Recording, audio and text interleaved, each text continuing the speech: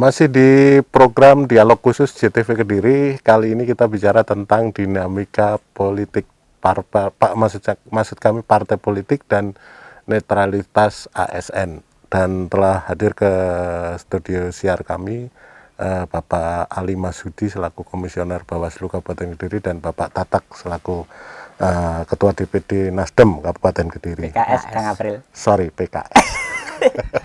salah Ya. salah B-nya nanti saja. saya dikomplain sama Pak Lutfi Nasdem nanti.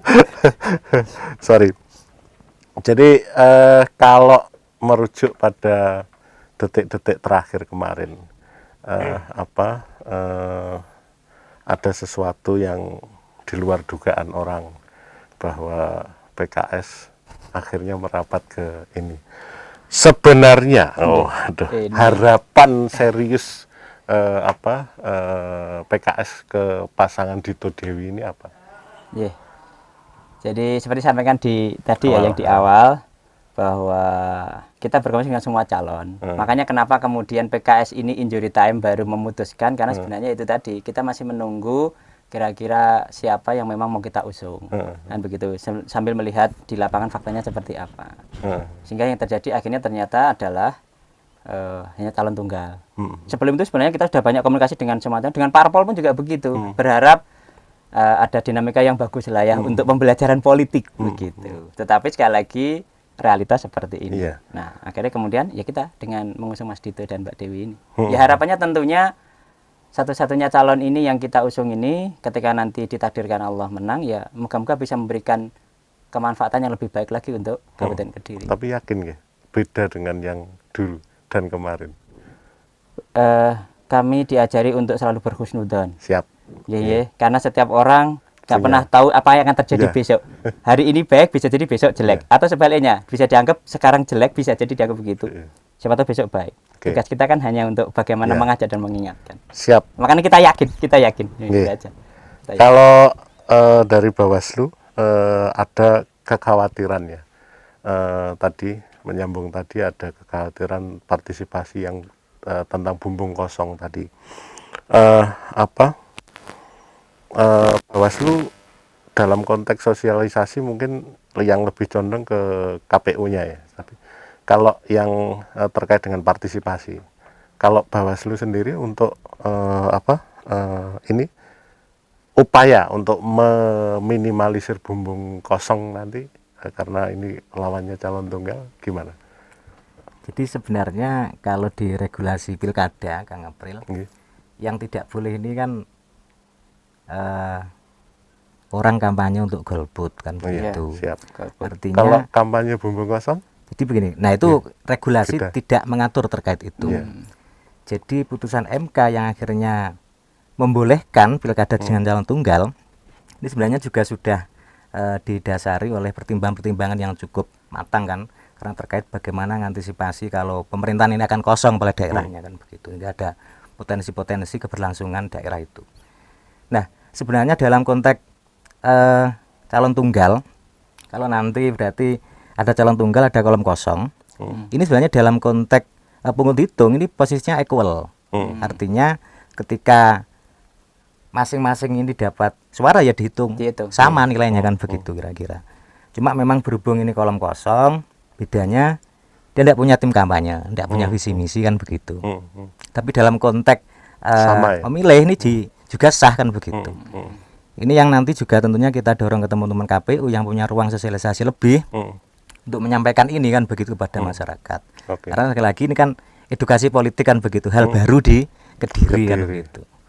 Kalau memang nanti calon tunggal, kita kan masih bisa berandai-andai lagi. Kalau kembali ke Mas Tatak, jadi banyak orang ngomong lawan bumbung kosong itu kayak pertandingan nggak ada lawan kalau sepak bola itu. Datang langsung menang gitu ya. Sekarang kira-kira ada cara lain nggak? Kalau tadi Ustadz sempat bilang ada kejutan, ada kejutan di injury time tanggal yang seperti Bang Ali Masudi tadi bilang, jangan detik-detik akhir daftar nanti. Ini kejutannya di detik akhir ini kira-kira apa ini?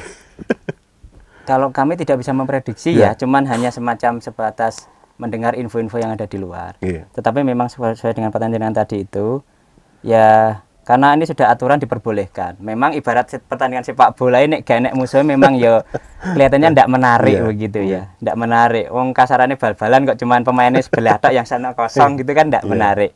Tapi ya realitasnya karena undang-undang memperbolehkan ya bagaimana lagi. Memang kalau pengen menarik harusnya ada lawannya.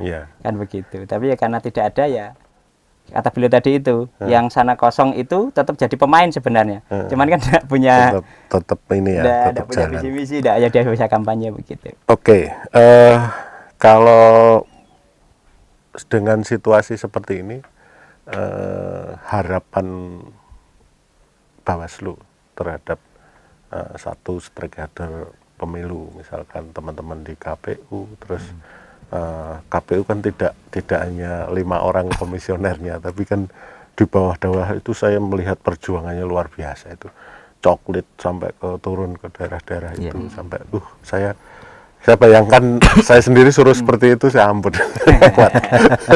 Terus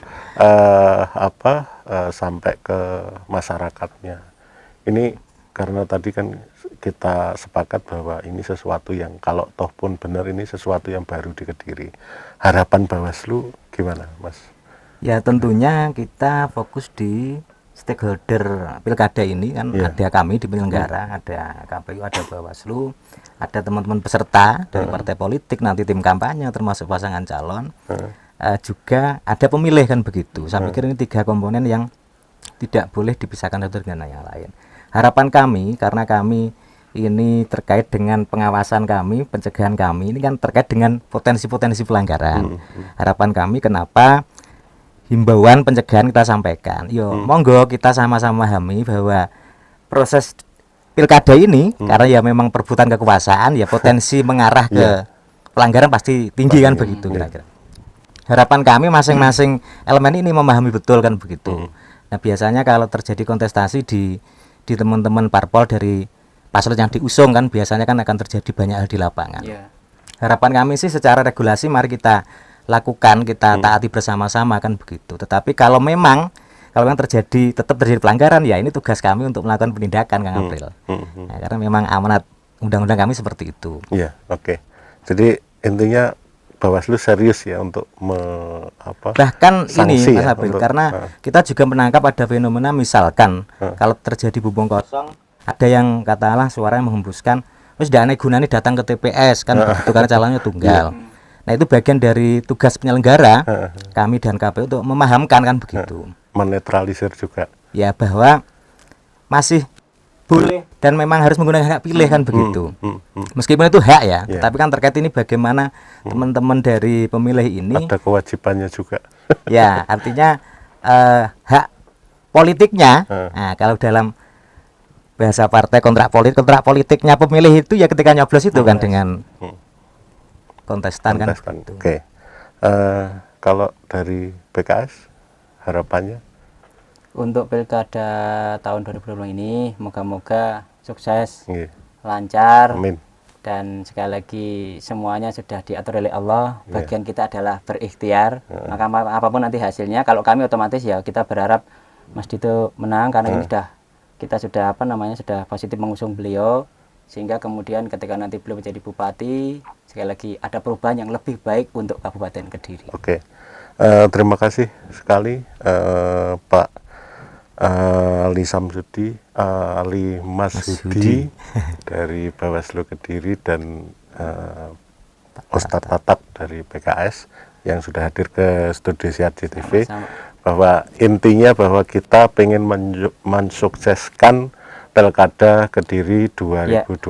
Jadi tingkat partisipasi yang menjadi pertanyaan mungkin bisa kita minimalisir dengan parpol, dengan Bawaslu juga.